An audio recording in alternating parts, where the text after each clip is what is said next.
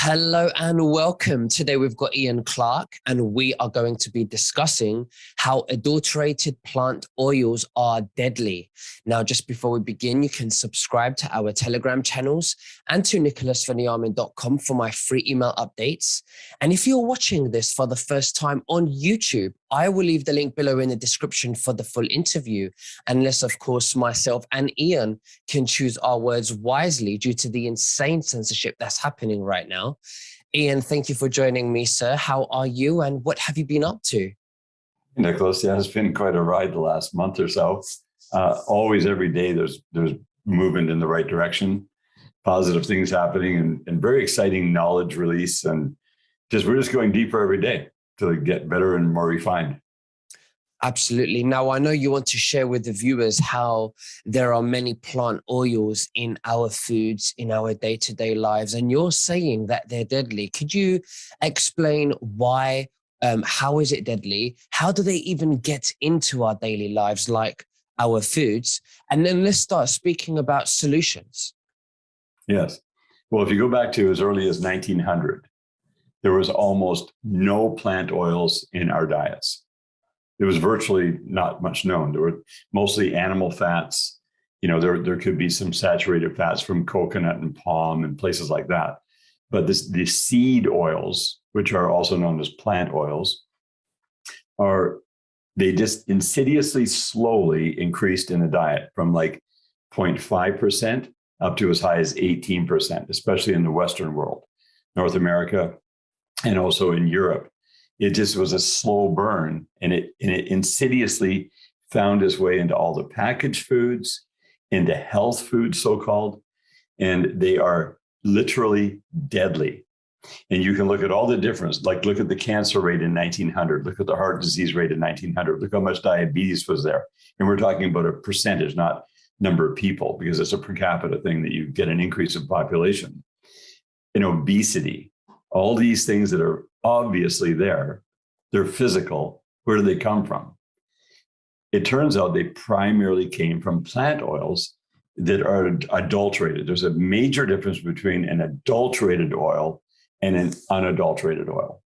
Adulterated means that it's not carefully selected from soil to seal. So you think of everything we have comes out of the ground. Ultimately, even animals eat grass and they eat each other, and fish eats other. So everything is coming from an original source, but plant oils always come from the ground. Mm. So how are they processed, and why on earth are they in the foods? Because adulterated plant oils leave residual garbage in our body, which you can't get rid of easily. Thankfully, we know how to get rid of them now, but they're not easy to get rid of. And if you continuously putting them in, especially like polyunsaturated fatty acids, which are adulterated, are the worst of the worst. They interrupt your endocrine system, they interrupt your digestive system, they get into your respiratory, they get into your blood system, they cake you up, gets into every cell in your body. They interrupt the function of your mitochondria. So they're basically like they're an anti-nutrient that is blocking your body from getting the proper nutrition, and it's a slow plug up. And we can see it now. It's very, very evident. All you got to look at is statistical analysis. And the shocking thing is I found it in many health foods, because I've been into plant oils and studying them since 2013. So this is coming on 9 years. And it's been a big learning curve. I found out that unadulterated plant oils that are processed properly, you only have the tiniest amount of them. And they help to wash out all of the things that cause the problems from the other plant oils that are adulterated. And using them wisely and in a very small amount is the key. But I'll give you an example. I looked at hummus, certified organic hummus, certified organic, baba ganoush, or things that people love to eat, or the corn chips or the vegetable chips. And people think, oh, those are really healthy. Read the ingredients. Everybody has got to start reading ingredients. If you see any plant oils in any of the processed food you're eating, stay away from it. Just delete them out of your diet. I don't care how much you love them. You're addicted to the wrong thing, because they're slowly plugging up your system. It causes men to have testosterone produced into estrogen. It causes women's bodies to get all messed up in their hormonal systems. Not only does it plug you up for cardiac disease, and it causes cancer, and it causes diabetes, and it causes obesity, and many, many other problems, brain health problems, and all of the above.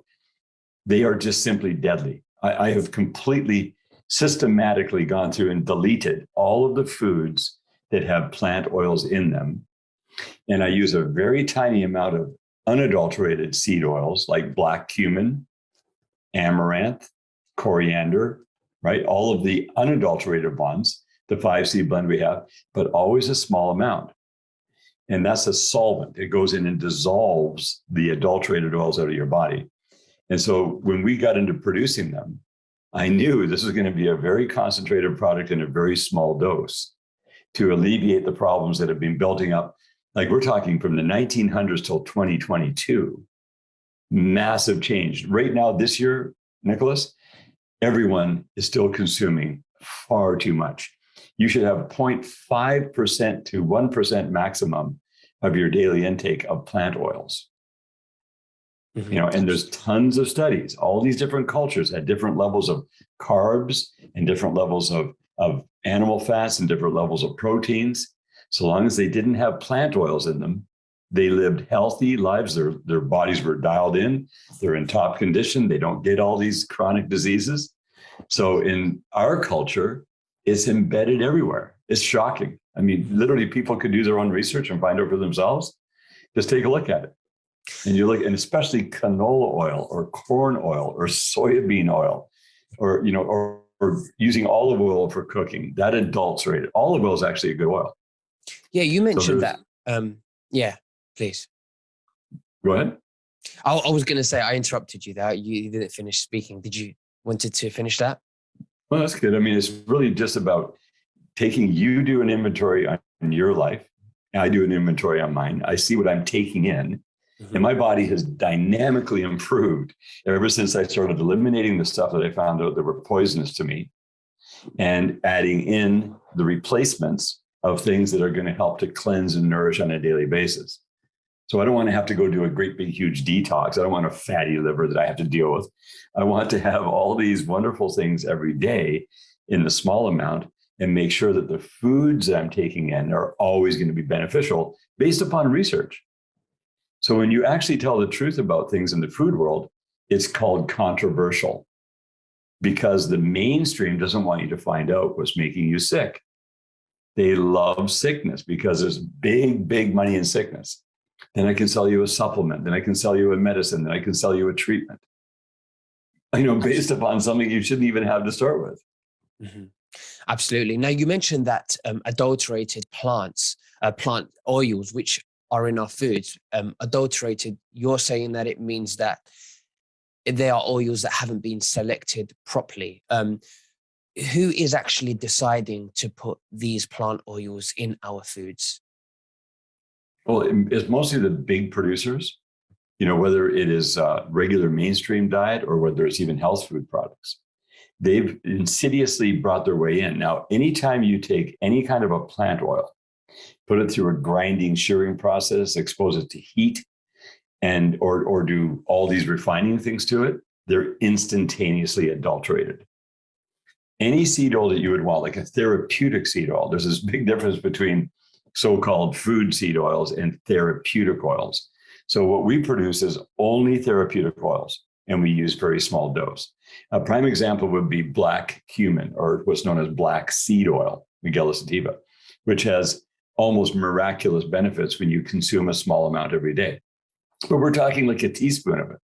Mm-hmm. And it's so loaded with wonderful things because it's been pressed in a perfect press environment with technology that guarantees that, when we look at sourcing seeds, for example, for therapeutic purposes, we look, where is it grown? What kind of soil is it grown in? How mineralized is it? Hey, when do they harvest the seeds? Do they harvest them soon and then dry them out in a heated oven to make it easier for them? Or do they wait till it's actually ripe before they harvest them? They have to make sure of that. And there's all kinds of tests we have to do to ensure that. And then when they harvest them, how do they package them? Because they have to ship from around the world. When we receive them, what kind of an environment are we storing them in? How quickly do they get pressed? How do we press them? Do we have grinding and shearing and heat that damages them in process? We've defeated the purpose immediately if we do. But because of mass production in the world, they don't look at those things. They only care about efficiency and having enough profit margin in their product to make it viable. And then they just put it in there. And I don't think that everybody's consciously plowing seed oils and plant oils into their foods adulterated on purpose. I think the overall concept of the training is wrong. I'll give you an example. In 1970, right around 1970, my oldest brother, was in medical school. And so he graduated around 1973, and then he did his internship. Well, he came home during the time he was in medical school, and he told my mom and dad, he said, all the new data in the medical world is coming out right now showing that animal fats are deadly. Eggs are deadly. Any kind of animal fat, get it out of your diet. You've got to go to margarine. Don't use butter, go to margarine. All these things that they transition the world over to, all of a sudden, low-fat diets, low-fat this, low-fat that. But plant oils just plowed it into the people. My dad was a healthy guy during the 60s.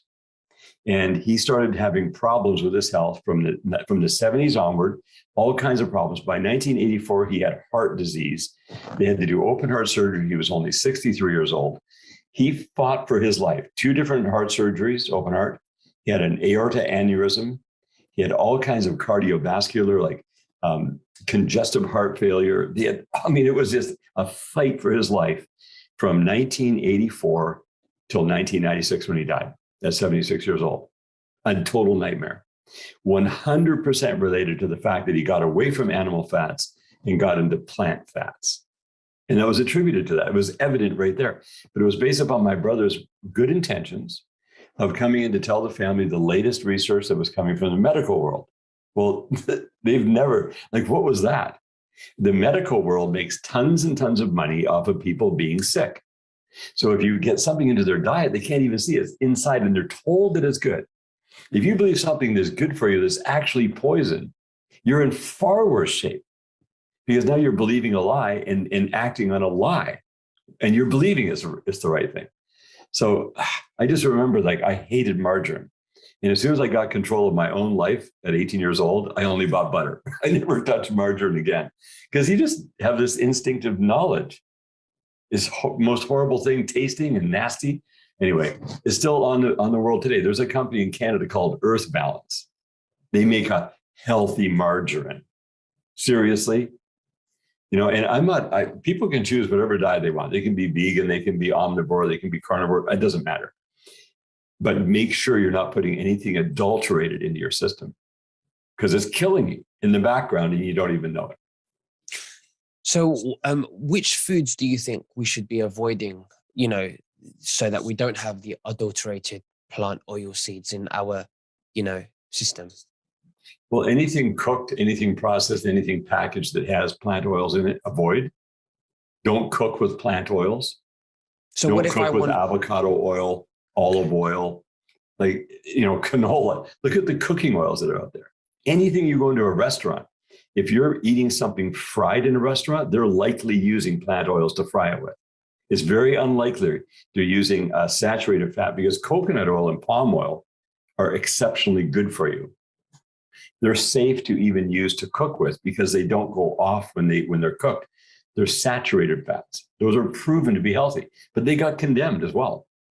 So if people are into the plant-based diet, they're, I don't know, that coconut oil, we heard bad things about coconut oil. I was told literally that coconut oil was poison and that plant oils were the best thing you could possibly have for cooking. It's like, Well, where did that, it sounds like almost impossible to get away from this, because when we want to cook at home, even when we want to open up a salmon, there's maybe something in there.